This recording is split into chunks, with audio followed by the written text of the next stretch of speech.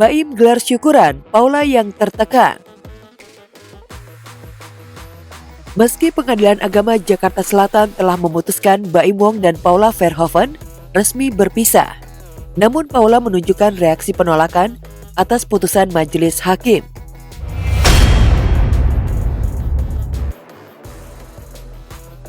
Sehari setelah perkara perceraiannya dengan Baim Wong diputuskan Majelis Hakim Pengadilan Agama Jakarta Selatan, Paula Verhoeven mendatangi komisial di kawasan Salemba, Jakarta Pusat.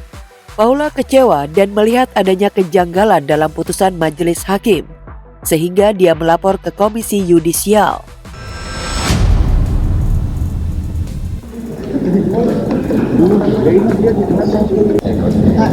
Untuk melaporkan dugaan terjadinya pelanggaran kode etik dan pedoman perilaku hakim yang dilakukan majelis hakim pada Pengadilan Agama Jakarta Selatan yang memeriksa dan mengadili perkara perceraian saya.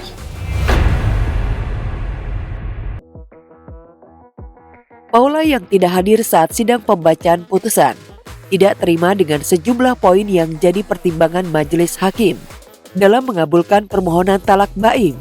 Karena itulah Paula merasa terzalimi dan posisinya tersudutkan. Adalah majelis hakim keliru dalam memberikan pertimbangan putusan. Dan juga terlapor dalam memutuskan tidak mempedomani bukti-bukti yang disampaikan dan fakta persidangan. Tidak ada bukti perselingkuhan itu gitu. Tidak ada rekaman dan juga 4 saksi yang melihat kalau saya berselingkuh. Dalil-dalil yang disampaikan oleh pemohon dalam hal ini Baim adalah terbukti di persidangan. Salah satunya adalah gangguan pihak ketiga itu.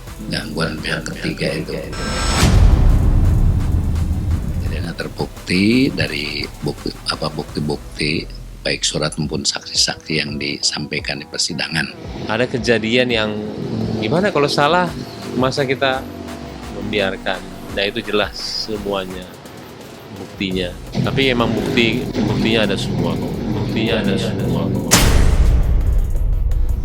Ini fitnah ini sudah terlalu jauh ya, udah terlalu jauh menghadirkan Niko. Ya saya juga tidak tahu ya apa yang menjadi alasan tiba-tiba mereka mengundurkan untuk menjadi saksi. Saksi yang tahu, yang melihat, yang mendengar itu ada 9 orang. Bukti yang kami ajukan adalah 86 bukti tertulis. Secara maksimal kita ungkapkan ke persidangan. Ini loh sebetulnya faktanya. Jadi nggak ada fitnah di sini kan.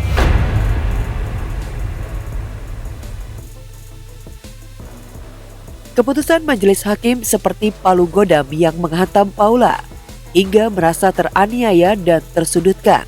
Sedangkan bagi Baim Wong justru melegakan dan menyambut baik putusan majelis hakim yang mengabulkan permohonan talaknya.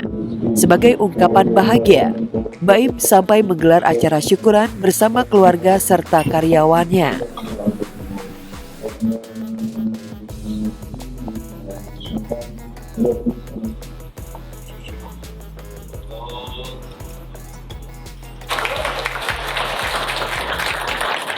Syukuran itu lebih ke sujud syukur ya, dengan cara yang berbeda kali ya. Saya nggak tahu dia bagaimana nih dalam 14 hari ya.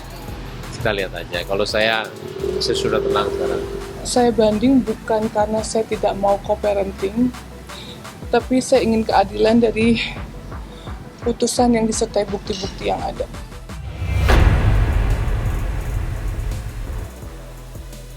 Tak ada yang menyangka rumah tangga Baim Wong dan Paula Verhoeven akan berujung perceraian di usia pernikahan ke-6 tahun. Ketika Baim dan Paula menikah pada 22 November 2018, banyak orang yang mengatakan mereka pasangan yang serasi dan bahagia. Tara, akhirnya kita sudah menikah. Bapak. Cocok banget auranya pas sama Paula. Ini benar-benar jodoh yang Allah kirimkan yang terbaik. Dalam perjalanannya, Baim dan Paula berhasil membangun usaha bersama yang mengalirkan rezeki yang deras untuk rumah tangganya. Publik pun semakin yakin menilai mereka sebagai keluarga harmonis dan couple goals dengan hadirnya dua anak Keanu dan Kenzo.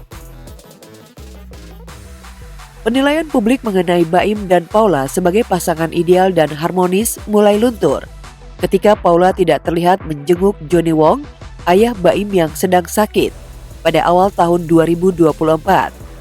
Hal itu terbukti ketika Baim melayangkan gugatan cerai terhadap Paula ke Pengadilan Agama Jakarta Selatan pada 8 Oktober 2024.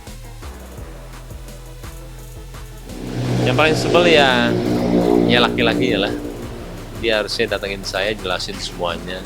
Kalau dia notabene teman saya. Apalagi ketika jadi saksi tidak ada dia. Saya secara tegas menyampaikan bahwa tidak ada terjadi perselingkuhan selama saya menjalani pernikahan.